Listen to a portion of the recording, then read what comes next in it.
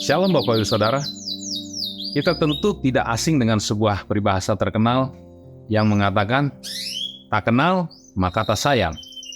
Peribahasa tersebut menyiratkan bahwa respon kita terhadap seseorang ditentukan oleh pengenalan kita terhadap orang tersebut. Maka dari itu, seseorang perlu memperkenalkan dirinya agar diterima, dikasihi, dan dihormati. Uniknya, Tuhan melakukan hal tersebut dalam Hosea 13 ayat 4. Sebab umat Israel yang telah lama menyembah Tuhan tidak kunjung menunjukkan pengenalan yang benar, sehingga mereka jatuh dalam dosa penyembahan berhala. Itu sebabnya Tuhan menjelaskan siapa dirinya secara jelas dan ringkas kepada umat Israel. Hosea adalah nabi yang unik, sebab ia disuruh Tuhan menikahi pelacur yang bernama Gomer yang doyan selingkuh dengan laki-laki lain. Sebagai tindakan simbolik, Tuhan mau menerima umat Israel yang doyan berzina dengan menyembah dewa-dewa asing.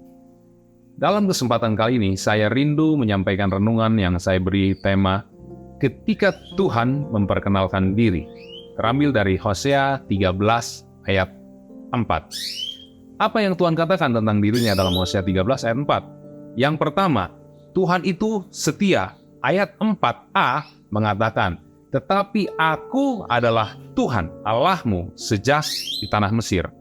Ayat ini menjelaskan tentang kesetiaan. Mengapa demikian? Perhatikan kata sejak di tanah Mesir. Artinya, Tuhan sudah menjadi Allah bagi Israel secara nasional, bahkan ketika mereka masih menjadi budak di tanah Mesir dan belum menjadi sebuah kerajaan. Bahkan mereka belum menerima Taurat. Sejak Israel masih terhina, bukan apa-apa, hanya budak. Tuhan telah menjadi Allah yang melindungi mereka.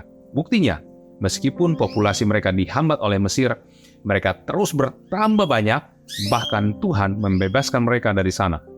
Tuhan setia sejak dulu kala. Kita harus mengenal Tuhan kita sebagai Tuhan yang setia, sekalipun kita sering kali tidak setia kepadanya. Tuhan tidak bisa menyangkali kesetiaannya, sebab kesetiaan adalah sifat yang melekat dan tak mungkin terbatalkan. Maka bersyukurlah dan jangan pernah khawatir menjalani kehidupan ini. Sebab kita punya Tuhan yang setia dan selalu mendampingi kita, bahkan dalam titik terendah dalam hidup kita. Dan jika Tuhan begitu setia kepada kita, kita pun harus setia kepada Dia.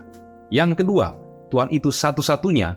Ayat 4b mengatakan, Engkau tidak mengenal Allah kecuali aku dan tidak ada juru selamat selain dari aku.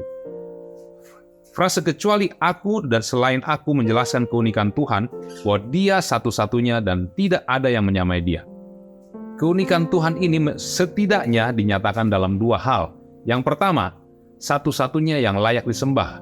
Perhatikan kalimat engkau tidak mengenal Allah kecuali aku. Di situ disebutkan kata Allah atau Elohim, yakni istilah yang umum di Timur Tengah kuno untuk menyebut Allah.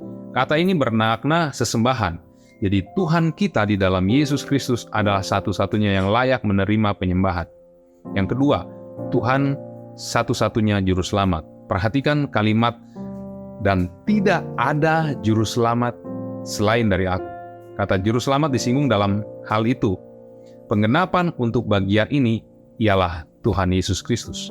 Keselamatan hanya bisa diperoleh di dalam Yesus Kristus karena anugerah saja, bukan karena amal ibadah kita atau salehan kita, perbuatan kita, atau bahkan agama manapun yang ada di dunia. Sebab Yohanes 14 ayat 6 dengan jelas berkata, Akulah jalan, kebenaran, dan hidup. Tidak ada seorang pun yang datang kepada Bapa kalau tidak melalui aku. Hanya Yesus satu-satunya yang layak disembah dan menerima hormat kita. Hati-hati untuk tidak mendewakan tokoh tertentu atau hamba Tuhan tertentu. Bahkan hati-hati dengan kesenangan kita atau pekerjaan kita. Karena itu, semua bisa jadi berhala dan secara tidak sadar kita menyembah mereka. Martin Luther punya slogan Soli Deo Gloria, yakni segala pujian hanya bagi Tuhan. Sudahkah kita memberi penyembahan terbaik kita untuk Dia? Dan Yesus adalah satu-satunya juru selamat atas dosa-dosa manusia. Ini adalah ajaran Kristen yang tidak bisa diganggu-gugat. Maka pertanyaannya, sudahkah saudara menerima Tuhan Yesus sebagai satu-satunya juru selamat yang menembus dosa? Jika belum, inilah saatnya untuk mengundang Dia secara pribadi dalam hidup saudara. Yesus, aku orang berdosa, aku percaya Engkaulah Tuhan dan Juru Selamat satu-satunya. Masuklah dalam hidupku.